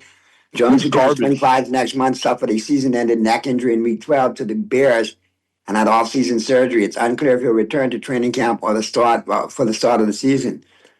25, though, you could get a chance on him. Yeah. Speaking of Pittsburgh, what about AA recently? I haven't heard nothing out of AA Ron, so it looks like he's going to Last time I heard from Aaron, he said he was going down in that hole he's going down in with the kerosene lamps and bodily emissions. Ayahuasca and all that. Yeah, sources previously told ESPN's Adam Schefter that Jones had a setback in his recovery a week before the NFL draft. Steelers then selected developmental tackle Max Ianakor with their first-round pick, number 21, and added an interior of the line by drafting Iowa guard Jennings Dunker in the 3rd round. That Jennings Dunker is a steal, bro. I'm hearing it. Go pull him up. He's a monster. Yeah, real monster. Look like he's beat up bears. Beat up bear. Bears or bears? Both. Bears as in and bears as in Michelob Ultra. Yeah. See what I did there, right? I see what you did. All right, cool. Once you noticed. But yeah, so the Steelers say that they're not going to offer that option for him. He may end up getting cut. And speaking of the Steelers, no charges for the Steelers' DK Metcalf. will not face criminal charges stemming from his altercation with a fan at Ford Field during the Steelers' December game with Lions. But the fire that was even talked about has been a possibility. Like, charges for what? I mean, come on, man. Let's not be soft here. Yeah, but there was some interaction there, let's be honest. Yeah, but the fan also was somebody who DK had known before to be not particularly a fan of him, and somebody who just sought him out to go instigate and provoke him. Like, these fans got to really stop messing with these athletes. You pay the ticket to go watch the game. You're not a player in the game. Come on, don't do that. But and speaking of charges, James Pierce looks like he's gonna get off and be available for the Falcons too, which would be huge for them as a player. Now, what he's accused of doing is deplorable, but as a player, he's nice. So that would be huge for them if he could keep clean and keep his nose clean. James Pierce Jr., the edge rusher for the Falcons, he was in the Rookie of the Year conversation last year. He's done, bro. I don't think he's 22. He is done. He ain't done. He got offered intervention program. I have him done, bro. But he's agreed to enter an intervention program, so he'll avoid the trial on felony charges of aggravated battery with a deadly weapon, fleeing police and resisting arrest, and misdemeanor stalking. So, and his ex-girl, Rakia Jackson, that's who he was doing it to. And but he looks like he can be clear of all of that. He'll appear in Miami-Dade County Court on May 7th to finalize details. So if he can keep his nose clean, he's a solid player. But he's really with him. That's why they haven't wanted to cut him, because he's so good, but sometimes you're more trouble than you're worth. That's the problem, though. And speaking of Mendoza, man, we got a clip right here that I think comes in handily. Like I said, the Raiders really starting to fall in love with this kid, you know. They are. They really are, like, really to the point of ad nauseum. And I think it's the whole Brady factor. Mr. Producer, line that one up for me, please. I think it's the Brady factor. I think Brady was lobbying for Mendoza long before the draft. So at the end of the day, he's like a Brady guy.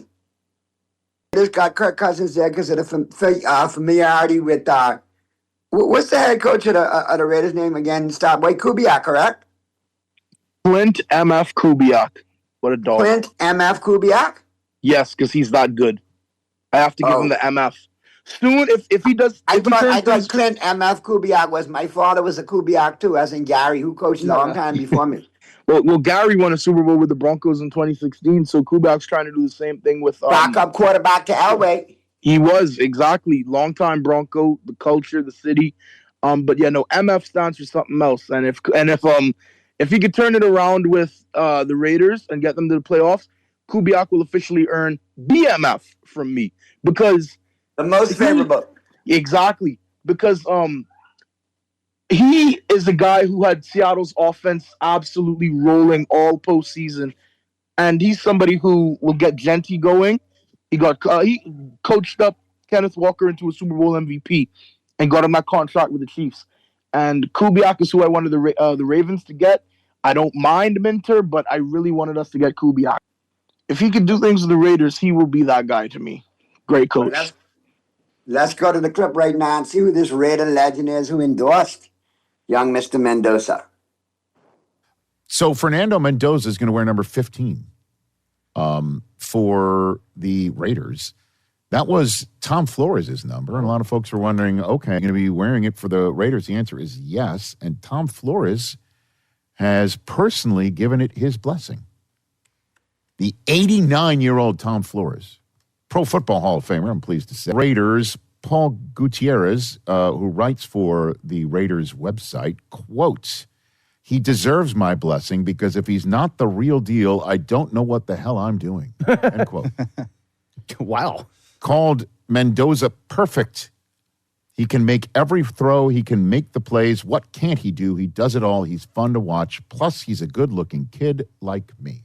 End quote. All right. I love it. As the article said, another deep belly laugh ensued. Felly, you getting the 15? Yeah, maybe. Gutierrez went to Mendoza. Quote, "He's more handsome than me, but it speaks to the testament of once a Raider, always a Raider." He is perfect. People are going to start to accuse him of being too perfect. That's coming. Mendoza? It's already there. Well, like he's too good to be true, that he says the right thing all the time. Yeah, he did let the F-bomb fly. I think he does have a little of the red in him. You know what comes across as too good to be true and perfect? Me? Tom Brady. You too. Yeah, you're right. You. My bad. I said thought Tom my mic Brady. I was should have said muted you when first. I said that, my bad. You knew it wasn't. That's true. Again, I mean, you want to talk about, I'm so blessed to be part of this organization. I can't thank Flores enough. I'm so blessed. I had a good college career. I haven't done anything in the NFL. Again, so he's saying the right thing. He's going to wear 15. It's an eternal blessing, he said, of the choice that Flores made to allow him to wear. That's cool. Every single day, I'm going to have a commitment to excellence. There you go. To make sure that I can live up to that standard. Say the right he's thing. hitting all the notes. Hit the notes. Hit me with a throw deep, baby, at some point. Yeah. Yeah. The last time Flores wore 15, plenty of players have apparently worn it because the Raiders don't retire numbers. Well, Minshew wore 15, right? I think he might have. Yeah. Flores last wore it in Oakland in 1966. Yeah, Gardner Minshew wore 15. There it is. From Tom Hanks' appearance on this program years ago. I swear that always sounds like Randy Moss to me. What? Throw it deep, baby. Yeah, well. Yep. I don't hear it. He loved it. Well, you don't know Randy Moss, clearly. Yes, I do. I can't wait to see Mendoza get out there and play professional. Well, week 1, you'll see him. It'll look good. You really think so? I In don't- all honesty, I don't let's see- do a what's more likely right I'm now. afraid to get excited. Why not? Honestly. Why are you afraid? I just Why? every year we're like, all right, this is our year. It's gonna be good. But why are you afraid? I don't know. Just don't get my hopes up. Same reason I'm afraid about these Sixers. Exactly. Game 7, man. We've been. Well, I mean, I know fan is the root for fanatic, which means you're not thinking straight. Can't be afraid to get hurt as a fan. Oh, I think I've suffered enough personally. I just think he I don't know, man. I think he's got his head screwed on straight. He's exactly what you want if you're a Raider fan, okay? Which is he's going to go home. He's going to be. When was the last milk drinker the Raiders have had at the quarterback spot? You know, I'm into. And the coach comes from obviously the Kubiak system and everything else. Mendoza can move. He can move the pocket. That's why Cousins is coming there too. Well, he can't move the pocket. I understand that, but that's what Cousins has always done. He can move a little bit, although not maybe on his Achilles now. He's going to have to show in training camp mentally that he's got it. He can protect himself. He's got, Matthew Hasselbeck always says, you can't get on the field unless you learn third down protections. So I imagine Mendoza's smart enough to pick up on that. I totally understand that. I get it. But, end of the day, I don't think he beats out Kirk Cousins in a quarterback competition. And Cousins is your week 1 starter because you don't have to do it with this kid. But I do think he's going to succeed, Jay. I think you got the right guy. I hope so. Let's get him a number 1 receiver. Okay, you're right. Yeah. I got you. That'll be a process. Yeah. Maybe the one can come to the fore on the team. For sure. But whoever it is, just catch a 50-50 ball and catch a back shoulder because he's pretty damn perfect at that. He does make those throws all the time. He's not late on it, doesn't lay it out there. He's really good. Hey, you made it all. Yeah, he is really good. I think with work and getting acclimated to the NFL, I think he's going to slide right in and do what he needs to do. And I think he has the work ethic, and he's similar to Brady, not the tallest guy, but The he's gonna hunger to work outwork you. ethic. Exactly. You might have something there. I think they do. So, now here's something that we need to talk about. You mentioned it earlier, and I want to get to it now. Just how one more Baltimore sneaky shot, and I see you all are reunited with Calais Campbell on your deal. I saw that. Yeah, that's solid. He's not what he once was when he was with us, but obviously he's still got the strength and the technique enough to last. come back with us. It's a great veteran presence to coach up the young guys and the young signings and draft picks we picked up. And just clog the middle, be that Michael Pierce type of guy for us, stop the run, and we're good. And he's way more in shape than Marcus Pierce was to the end, so I think we'll be good. So we'll see how it works out. I think they got a lot of potential there in Las Vegas. And I think they signed a lot of people in the offseason too. They held on to Max Crosby. They told Tyler Linderbaum he left us for them. Bastard. You all will be back. You all will be back. Yeah, sure. We'll see about that. All right, so let's get to this interesting clip. Let's hear from Caleb Williams. You mentioned him earlier. I am ecstatic. I think Dallas had an awesome draft class. You were talking about Downs in Jersey. Caleb Downs. Not Williams. That's the quarterback in Chicago. Yeah, little slip. My fault. Caleb Downs. Off the chain jersey sales so far. And I still think he's going to be a number 2 rather than number 18. But everybody sung his praises, from Nick Saban to the Ohio State head coach to assistants throughout the land and other head coaches throughout college football. And I think he makes a smooth transition to the NFL. He's a thinker. He's very cerebral. He's a hitter. He's a physical cornerback. He matches up well, and he's got good speed. And he could punt return. So, he's got all kind of assets coming to the table. I think Malachi Lawrence is definitely going to be a solid addition for the Cowboys on the defensive line. And the kid he got from Michigan, man. What you talking about? The defensive line, the edge rusher / linebacker. His name is third round. Slipping my mind as well, too. But trust me, he was off the chain as well, too. I think Dallas has had an excellent draft this year. And I think they're not going to be afraid to put him on the field, especially Christian Parker. Christian Parker, says, hey, this is my defense. It's not the Eagles' defense. It's not Fangio's defense. Yeah, I was part of that. But this is my baby now. And we're going to call it, we'll come up with a name for it. And this is what I want to be known for. And they said they can't get this kid to leave the building. Jay Sean Barham. That's the Michigan kid. Yep. Well, that tells you everything you need to know about Caleb Downs then, if he can't leave the building. And I felt good when they made Baltimore before he took the Seattle head coaching job. You couldn't get him to leave the building. Christian Parker, yeah. And that's exactly how McDonald was. Look at him now.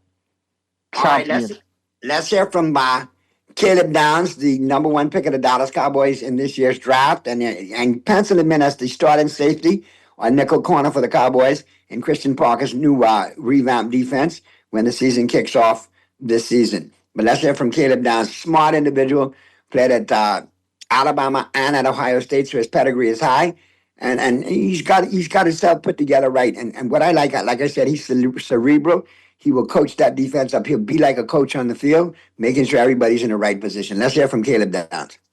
Is he, Kevin Clark, the kind of difference maker that can elevate this Dallas defense? Yes, he is. First of all, imagine the airtime the 1960 Cowboys would have gotten on this channel. I mean, the worst defense in franchise history. But I want to go through the things that the Cowboys were bottom 5 in on defense last year.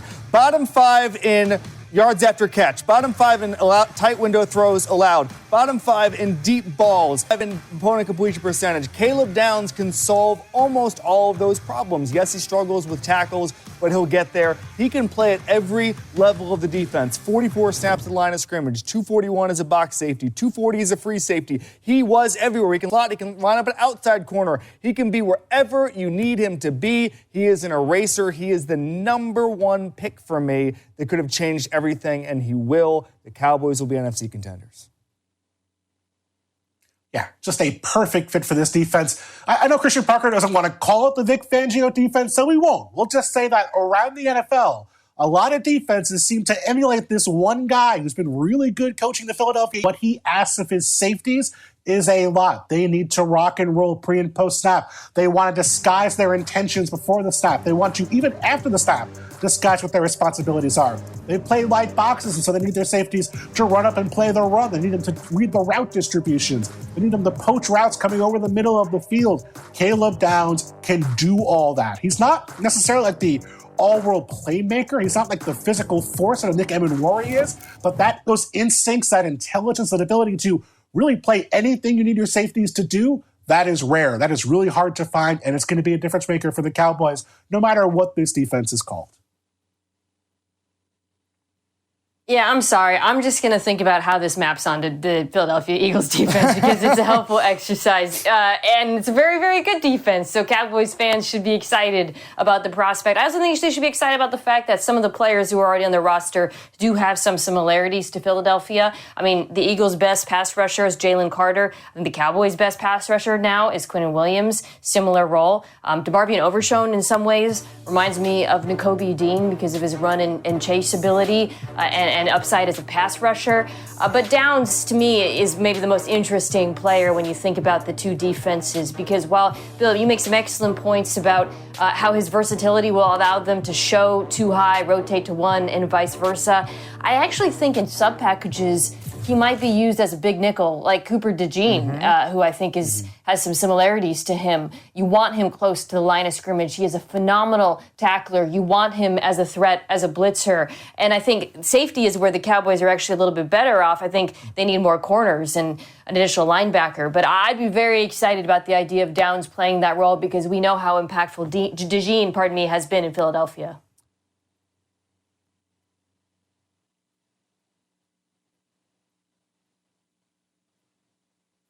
I think it's going to be a much improvement. I think you're not going to hear. I think you're going to hear less outbursts from me when the Cowboys defense is on the field this year. Aren't you happy to hear that? I am glad to hear it because boy, it got bad. I mean, it just when you stop caring, when I see you like just get quiet about it, it's just like I know that it's rough. Yeah, but when you know football, your defense can't stop nobody. You're going to score 35 points and still lose the game. Yeah, it's give up. You're like, yeah. But I'm looking forward to it, and I can't lie, I might be watching defense a little more than offense this year. CeeDee Lamb, Pickens, and no, I won't. I'll still be watching offense more than defense. Of course. But I'll have my eye on Caleb Downs, to see if Deron Brown has come back healthy. You spoke it into existence, though. You wanted Caleb Downs, you got him. Now I want a Super Bowl. Let's start talking that into existence. Hey, man. Every year with this, man. But I respect the ambition, though. I do. You can't sit there and not want your team to win. At some point, you want I to see them win. Yeah, I get that. But I look around, and like I said, I think he's going to be a catalyst to that team. I think the Barham kid we took it at number 3 from Michigan is going to be a steal, too. All good pieces for that defense. And the cornerback from Florida, too, who we took late. The Will Moore kid, I think he came and said, y'all got the best cornerback in the draft. I was injured, but I ain't going to let you down. And if they know they're going to play for a coach on defense that actually embraces corners and defensive backs, you tend to get something. So I think we're on to something here with this kid, honestly. Oh, yeah. Might be a late-round steal. So Dallas, maybe, I like him. I'm going to, ride through training camp and all of that, but I like what we've done so far. I can't knock Jerry and Steve, and I think they've done a good job so far, and Shotty's holding it together, so we'll see where it goes. I look in the AFC, though, that he mind to right now and downplaying. Watch out for the Kansas City Chiefs again. No, that's just because they didn't make the playoffs last year, but everybody knows they're a threat. They're a threat. Watch out for them. They are 100% a threat. And I see the Bengals added a lot on defense. Again, like the Cowboys. If they could hold some people down on defense, watch out for Burrow and the Bengals as well, too, this year. Boy. The offense is there, Star Boy. Dexter Lawrence is a solid pickup for them, too. Listen, the offense is there. They get that defense going, and Dexter Lawrence, like you say, was a big trade for them. They get a couple more stops again that they weren't getting before. You're gonna see a vastly improved Cincinnati team. Burrow's got to stay healthy. If he stays healthy, I don't see why not at all. For real. I think they'll be on to something, but they have to, like I say, make sure that defense is competitive. Don't have to stop any and everybody, but it should be able to get you some stops during the games to make it competitive for your team. Oh, for sure. Especially with an offense like what Cincinnati has. All right, we got a 12:45 wrap, so we got to get to the picks in a second. But any tidbits you got from the NFL left before we wrap up the NFL? I'm excited for it to start happening, but I'm really enjoying my NBA playoffs right now. So I haven't given the NFL much thought. I'm just really excited to see, when training camp comes around, the vibe's going to be back. Off season has been nice. It hasn't been too crazy of an off season, but it's been a good off season. Haven't had much crazy moves, since the Max Crosby trade got rescinded by us. But I really think that when football comes back around, a lot of teams who, downslid, like I think the Ravens could bounce back, be playoff contender. I think the Cowboys could. I think the Lions could. I think this is a year where, like, a lot of teams are going to start out. Yeah, I think there's going to be a lot of competition there, too. Here's something that's emanating, and I got a clip lined up. I'm going to let Mr. Producer play it real quick. On C.J. Stroud. He's been working. He grew the beard, he cut the braids. He's been working. Hold on. He's been working, but apparently, are they going to give him that option? Maybe the fifth-year option isn't in the cards for him. No, I think they pick that up, and then they'll extend him later on if he proves it this year. This is a prove-it year. I don't know. What was that backup quarterback? Davis Mills or whatever? And he played good, and that defense has only gotten better, and CJ was garbage in the playoffs. What are the Houston Texans doing with CJ Stroud? Let's check in on that right now.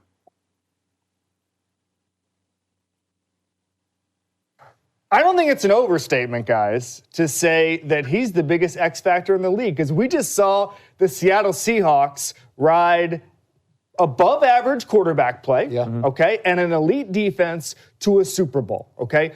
The Texans' defense is just as good, and C.J. Stroud has the capability to be a lot better than Sam Darnold. So if C.J. Stroud regains that form, we're talking about a Super Bowl. He was the first player in history last year to have 5 interceptions and 5 fumbles in one single postseason. He did it in 2 games. Yep. That's like Babe Ruth, 154 games, they hitting home runs and all that stuff, but with turnovers, okay? And the reason usually the guys don't get more than that is because they don't win a playoff game. He won playoff games because of that defense. Take a step forward, it's Super Bowl. Defense is there. The offense has to be there. And listen, CJ, make or break. I agree with you there, Statboy, make or break. But I don't think he ends up in Houston. I think he ends up somewhere else as well, too. Well, this year is the prove-it year that'll determine all that. So I won't call it yet, but this year, it all depends on this year for me. This is the prove-it year. All right, let's jump into our pro picks brought to you by the Island Game. And we're dealing with the NBA today. We got 2 games. The 3:30 game, we got the Magic and the Pistons. Series tied up at 3 games apiece. Detroit at 8.5-point favorite. If you're gonna wager, listen, take the Magic plus the 8.5 and over the 201.5. Everybody thinks it's gonna go under. They're due for an eruption. Both of these teams are gonna put up points in Game 7. They're gonna come from places you don't expect. Take that over a 201.5. I don't even know. That's for each team to score 100 points each, 101 points each. Yeah. That could happen. I think so, but I don't even know I don't even want to touch a game like this. I got to go with the Magic with the 8.5, man. Listen, the Pistons are the better team, but I call the Magic in the upset, so I'm taking the Magic in the 8.5, and I think you get the upset. You got to stick to your pick. I think you can't shoot no worse. They're proving it. You cannot shoot any worse than you did the other day. I picked Detroit before the series. Stand on it like a man. They have the momentum going with them, but you have a point, and this is a game I just would hate to pick, but I'm going to go with Detroit because I stood on it. And I got to stand on my pick before the series. And if you look at the other game today, the Raptors on the road is series tied up at 3. Cleveland 8.5-point favorites. The over is 210.5. Here's another one. Take the Raptors plus the 8.5 points and take the over to 210. It's gonna go over. It's gonna go over. And I like the Raptors to be competitive even if they don't win. So take them with the 8.5 points. I think Cleveland gets it done at home though. I agree with that. And an interesting piece of info, because I just saw it pop on my Instagram feed. Brandon Ingram is photographed walking around in a walking boot, and his Game 7 status is completely up in the air. I think he'll go out and play Game 7, but he's walking around in a walking boot, which ain't a good sign. If Brandon Ingram plays, I stick to my prediction. If Brandon Ingram doesn't play, give me the Pistons in the money line, and it goes under the 210. You mean Raptors? Raptors. Yeah. I mean, the Pistons. If Brandon Ingram doesn't play, give me the Pistons. But Brandon Ingram's for the Raptors. That's what I'm saying. If he's injured for the Raptors and he doesn't play, then Detroit wins outright. Wait, hold on. What? You said Brandon Ingram is out for the Raptors, not Detroit. Sorry, Cleveland. My apologies. Yeah, Cleveland. For a second. My fault. That's my brain fault. Yeah. Cleveland wins outright if Brandon Ingram doesn't play. I agree. And it goes under the 210 points. I have Cleveland anyway. But I think that's some gamesmanship right there. I think Ingram is going to play. I believe he'll play as well. 2 great games on top. Can't wait to watch them. All right, man. Good stuff, man. We got to get up out of here, man. But want to thank all our sponsors, The Island Game, Jimmy's Wines and Spirits and Michelob Ultra, KFC Nassau, Green Parrot, Margaritaville PI, and Harborside Marine. For everybody who called in, texted in, chimed in, good stuff. For Statboy, for super producer, Mr. Chris, we want to thank you all for holding it down and joining us for the Press Box. And we will see you next Sunday right here on the Press Box. And enjoy your games today. Take care, and we'll see you next week Sunday here for the Press Box. And we'll see you on Monday for Talking Heads.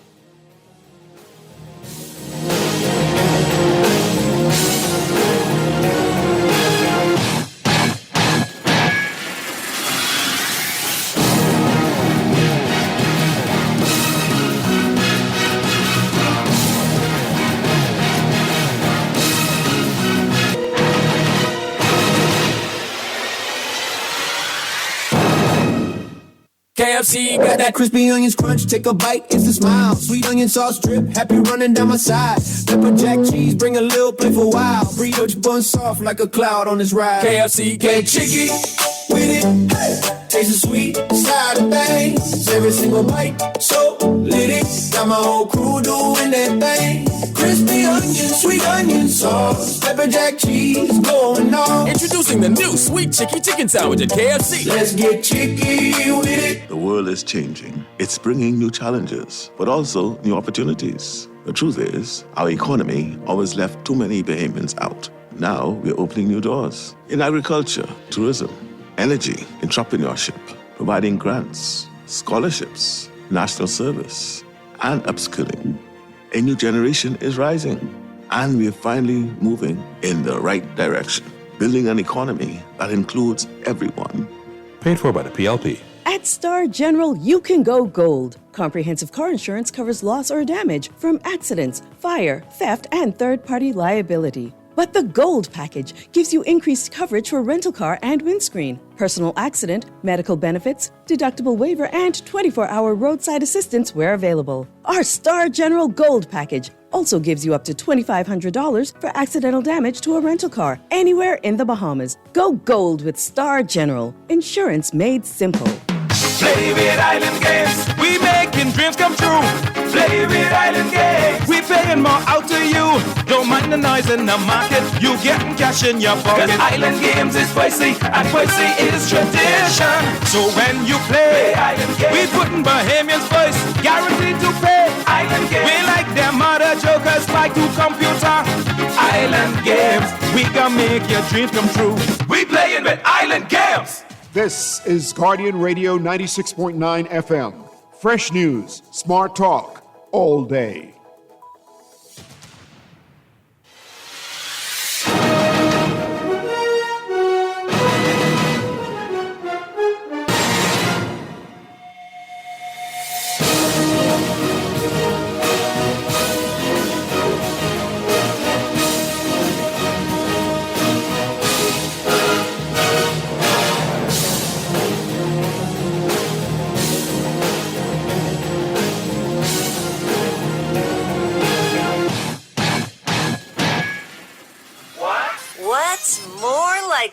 Never say never, but never. All right. Christopher Brockman, what do we have over there? Gentlemen, great to see you. It's Friday. Appreciate you saying that. Jay, how are you? Hey, what's up, Chris? We were talking to these guys in charge the last few days. We talked to Chris Ballard and Kyle Shanahan. How about the more likely star coming back from an Achilles tear to play week 1? Daniel Jones or George Kittle? Oh, I'll go Daniel Jones. He blew out his Achilles, like a month before. Earlier. Yeah. Yeah, like a month. Boy, you really give me an easy one to start this one. Laying it up.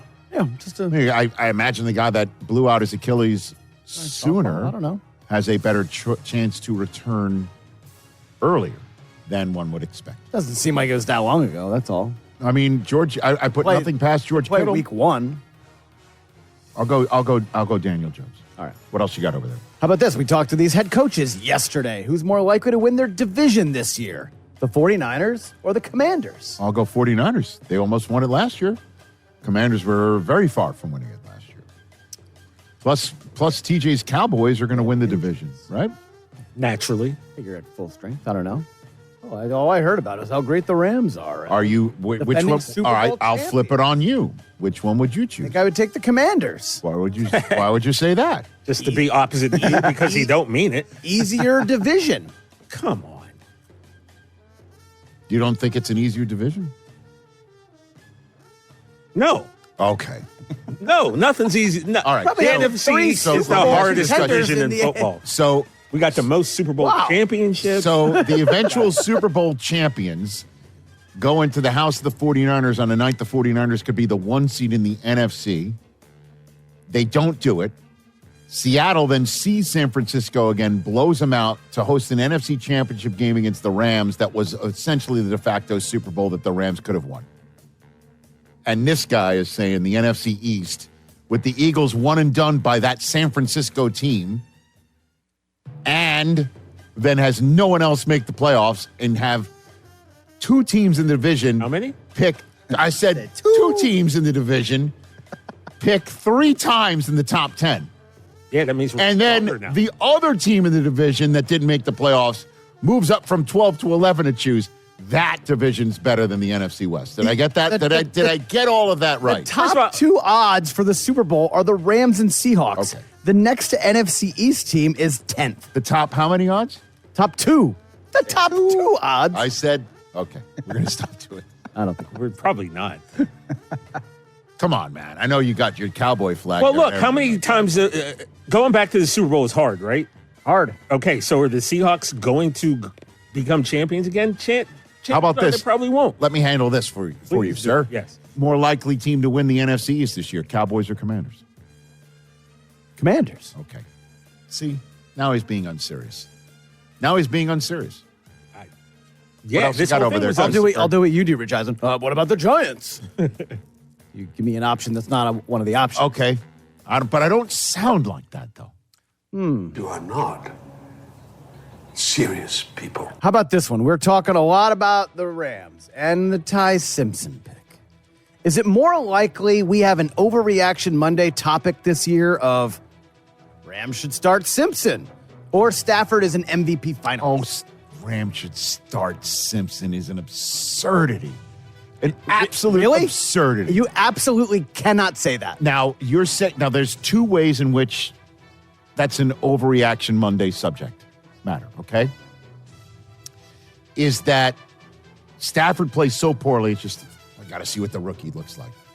Or Stafford gets hurt, Simpson comes in and plays so well that we get the whole Cooper Rush should be the quarterback over Dak Prescott inanity one more time.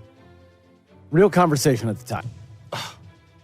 Because also Jerry's like, this is the best decision. This is the best problem to have. That he put it in that way, like it's a problem to have, meaning that Cooper Rush might possibly knock Dak out of the starter's job because of how well he was playing as a back. Rewind a year ago. Get out of here. Actual questions Absurd at the about time. Stafford maybe not even Absurd playing week 1 after sitting out the entire preseason. Okay. 38-year-old guy. You encourage this. I'm just saying. How do I encourage this? You encourage this. How do I encourage it? You just do. I don't know how, but Onward, Chris. No, I need an answer, bro. Stafford is an MVP finalist far more likely than the other way around. No chance. Okay. No chance that Stafford's an MVP finalist next year? I would not bet on that. Absolutely not. But you'd bet on the other one? Yeah. Okay. Well, I'm in charge. He's tripling and quadrupling. I'm in charge of writing the topics. Okay. It is his segment. And that's how I'm enabling. Yeah. Okay. You give him carte blanche to say stuff like this. And the people at home are confused or getting mad at Chris. They don't understand. He doesn't care. They don't understand. I actually don't care. I love talking to people in the comments. Here we go. I thought you didn't read the comments. Let's talk a little hoops. 2 surprising results, to say the least, last night, with the Wolves eliminating the Nugs and the Knicks winning by 11 billion. Which more likely of those 2 teams are the more likely to make the finals? The Wolves or the Knicks? I'll go Knicks. You already just heard Windhorst say they might get swept by the Spurs. The Knicks aren't playing this. To use the parlance by the Spurs. Really? Excuse me. To use the parlance of a particular native New Yorker who once upon a time went to your neck of the woods, are the Spurs walking through that door in the Eastern Conference? No. Is anybody remotely close to the Spurs, the 2 seed in the West, walking through that door? Spurs are a young team with not a lot of playoff experience. Okay. The Wolves have made back-to-back West Finals. All right. Now, the Pistons would be a problem for the Knicks because the Knicks, as we all know, had problems with the Pistons this year. So a Knicks fan should be rooting hard for the Orlando Magic without Franz Wagner to advance. Indeed. Even though they'd be playing the Cavs first instead of the winner of instead of the Knicks Celtics survivors. And the Knicks have already moved through. I'd go Knicks over the Timberwolves. Absolutely. The Eastern Conference, the Knicks could wind up being the top seed. By Sunday night, they could be the top seed. They could be the top seed by Saturday night in the Eastern Conference. Correct. Yeah, correct. Remaining. So, what else, Chris? How about this one? Is it more likely the Sixers upset the C's in Game 7 Yes. or? That was for you, TJ, since you think I'm enabling him. Or the Rockets force Game 7? Ooh, Chris, this is a really good, juicy one because this is right on that line. Mm-hmm. Both could really happen. Very much so. I know. Yeah. And this is where you're forcing me to choose I'm one or forcing the you other. to choose. Oh, I'll just go with the home team. I'll say the Rockets forcing Game 7 is more likely because I want it for TJ so much, and I can't have so many good things in my life right now. Rockets favored tonight. You guys believe that? Are they really? Really? Without no Durant? Yeah, 3 and change. Okay. I used to act like I didn't know what that means. Oh, you know what it means. Now I know what it means. Now, in my first, in my second lied to month us? of not being an NFL. Oh, you just picked it up that quick, right? Yeah, you picked it up that quick learner. Quick learner. You read a book, one of those for quick dummies learner. books. I said I have 2 degrees. 2. Not getting old. About to get 3. It'll never be old. When you Am become, I? Well, when you become Dr. Eisen, though, dog. Oh, I will be impossible. I'll walk around in a lab coat. All right, I've got 3 more. Go walk into rooms like Penta. You know what I mean, Jay? Not 2, like 3 more. More likely to demand a trade this offseason, George Pickens or the freshly eliminated Connor McDavid? I don't think McDavid's going to demand a trade to you. Man, there's I saw him last night. He said we've been an average team all year long, and what do you say? An average team with high expectations, you're going to be disappointed. Pat and company that's as close to a trade demand he might get. Pat and them are trying to stir up the McDavid to Pittsburgh to join up for Crosby. I mean, good luck to him. Please let that happen. Come to LA. Hey, excuse me. Yes, you tell me, let me ask you, sir, since you're the local hockey maven, has there ever been an absolute superstar in Edmonton who came to Los Angeles to play I believe hockey? that would be Wayne Gretzky. Oh, the great one. Has that ever happened? Yes, it has. Okay. But then there's Sidney Crosby. And Ask Hoskins in my ear. Do you think McDavid will really demand a trade from Edmonton? I don't demand. I think Pickens seems to be the more publicly demanding guy. Although he's got a new agent who might be like, let's tamp that down. We'll get it done behind the scenes. You want to get done? Let's do this behind the scenes. McDavid and Crosby, though. That's not. How about this one though? How about this one though? The issue is if McDavid gets puts it out there, everyone's going to be falling over themselves. The entire league will fall over themselves. Yeah, sure. Not that won't happen with George Pickens. I'm sure Connor watched the draft. But that's not the question. I'll go Pickens over McDavid. Yeah. All right, 2 more. 2 more. Nice. Is it more likely that both the Yankees and Dodgers don't win their divisions, or the Red Sox and Mets make the playoffs? Well, let me tell you what. No. This is one of those Brockman false choices. No, it's not. This make me say that you guys are making the playoffs. This involves everyone in the room. No. It involves everyone in the room. What's more likely, that the Dodgers and the Mets win their divisions, or you guys don't make the playoffs? How about that? No, there's no how about that. This is the topic. The Yankees and Dodgers are winning their divisions. I don't know about that. Actually, I'll put it the other way. They're only a half game up on It's San more Diego. likely that both the Yankees and Dodgers don't win their divisions, because it might be like the Yankees to be finally caught by the Rays You know, in the same way that the Blue Jays caught him last year despite a hot start. That wasn't hard to answer, was it? I'll do that. But you guys are not making the playoffs. Neither of you are. And that's a tough thing to swallow right now on May 1st. 130 games left, Rick. I would basically go full Shaq on Kobe on y'all right now. Oh, good. Ask us how it tastes? That's wrong. That's what I'm asking. We are At betting present that now. on May Day. We are betting. On Dusty May Day. Do it without me. You are going to rue those words, Rich Eisen. Or what's more likely, I will or I won't? They cut it off. Now I can't make them. What's one more? Last one. On this date in 1939. Oh, my gosh. Batman first appeared in comic. Oh, let's about that. Yeah. More likely to be your favorite Batman. Michael Keaton, Christian Bale, or the great Adam West? Oh, my gosh. Oh, this is tough, man. This is almost impossible. I love choices, Michael TJ. Keaton. But Christian Bale was terrific as Batman. I mean, Adam West started it off. Come on. Without him doing this. Okay. Remember this? Like, I mean, Christian Bale was the best Batman. I mean, come on. Adam West was like, pow, boom, bam. I'm aware of that. I'm aware of that. Climbing up the side of a building. Where's Val Kilmer? Caped Crusader. Oh, you know what? With all due respect to Wade Bell. But Christian Bale's my favorite actor. Christian Bale is amazing. Good stuff, Christopher. Thank you. Hey, you made it all the way to the end.